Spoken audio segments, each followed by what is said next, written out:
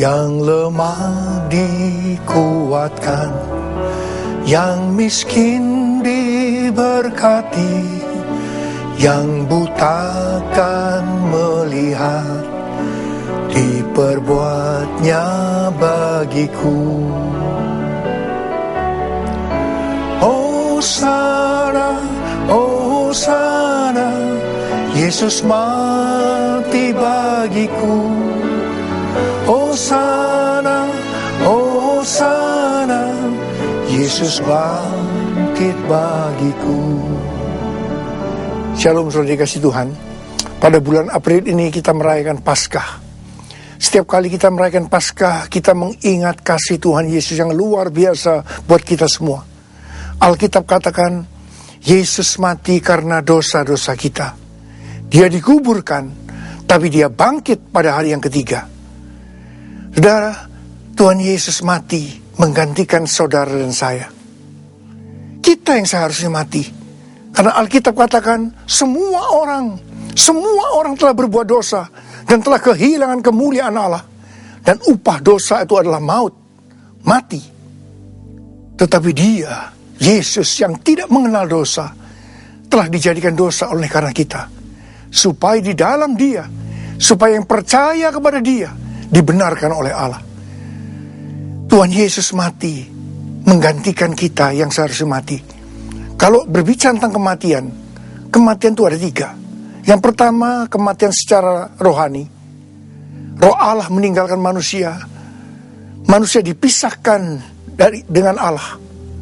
Dan yang kedua, kematian secara jasmani. Roh manusia meninggalkan tubuh ini. Tetapi ketiga, kematian kekal selama-lamanya. Ini yang menakutkan. Ini tempatnya adalah di neraka. Saudara, apa yang Tuhan Yesus katakan tentang neraka?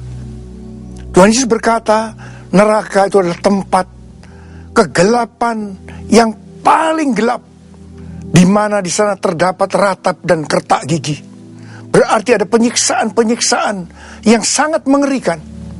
Dan hal yang kedua yang Tuhan Yesus katakan tentang neraka, neraka itu adalah tempat di mana ulat-ulat bangkai tidak mati dan api yang tidak pernah padam. Saudara, saya diingatkan oleh Tuhan untuk mengingatkan saudara, jangan sampai kita masuk dalam neraka. Untuk itu Tuhan Yesus datang ke dalam dunia ini. Dia mati buat saudara, buat saya. Tuhan Yesus mati, tetapi dia tidak mati selama-lamanya. Pada hari yang ketiga, dia bangkit dari kematian. Apa yang terjadi kalau sampai Tuhan Yesus tidak bangkit? Alkitab katakan, kalau sampai Tuhan Yesus tidak bangkit, yang pertama, pemberitaan firman Tuhan itu akan jadi sia-sia. Yang kedua, kita masih tetap di dalam dosa-dosa kita. Jadi kepercayaan kita itu sia-sia. Dan yang ketiga, orang yang mati di dalam Tuhan juga akan binasa. Dan yang keempat, kita adalah orang-orang yang paling malang dari segala manusia. Tapi puji Tuhan, Tuhan Yesus bangkit. Sehingga pemberitaan firman Tuhan tidak sia-sia. Dan kepercayaan kita tidak sia-sia. Kita tidak akan mati dalam dosa kita, tapi justru akan mendapatkan hidup kekal selama-lamanya. Dan orang yang mati di dalam Tuhan, mereka tidak akan binasa, tapi akan hidup kekal selama-lamanya. Dan kita bukan orang-orang yang paling malang dari segala manusia, tapi justru orang-orang yang paling beruntung dari segala manusia. Karena Tuhan Yesus bangkit. Sekarang Tuhan Yesus ada di sorga, duduk di sebelah kanan Allah Bapa. Sampai kapan Tuhan Yesus ada di sana? Alkitab katakan, sampai pemulihan segala sesuatu, seperti yang difirmankan oleh Allah kepada nabi-nabinya di zaman dahulu.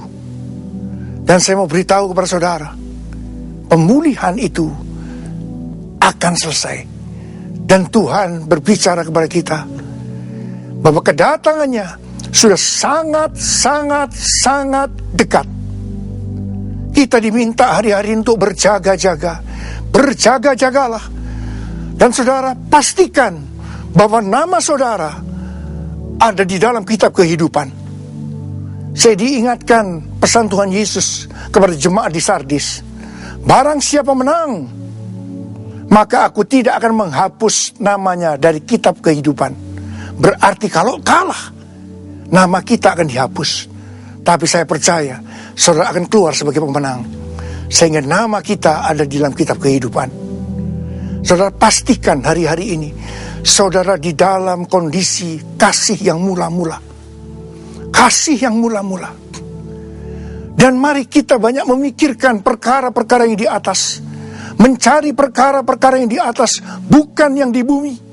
Dan Tuhan berpesan, kita diminta untuk mengumpulkan harta di sorga, bukan yang di bumi.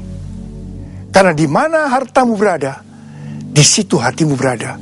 Mari hati kita sekarang ada di sorga. Hal-hal yang di atas. Dan hari-hari ini Tuhan ingatkan, sebelum kedatangannya untuk kali yang kedua, ini adalah masa-masa penuaian jiwa besar-besaran. Dan saya percaya ini adalah yang terakhir sebelum dia datang untuk kali yang kedua. Dan ada dua hal yang akan terjadi. Yang pertama adalah goncangan-goncangan, dan yang kedua adalah peperangan rohani. Saya percaya kita semua akan dipakai oleh Tuhan di dalam penuaian besar akhir zaman ini.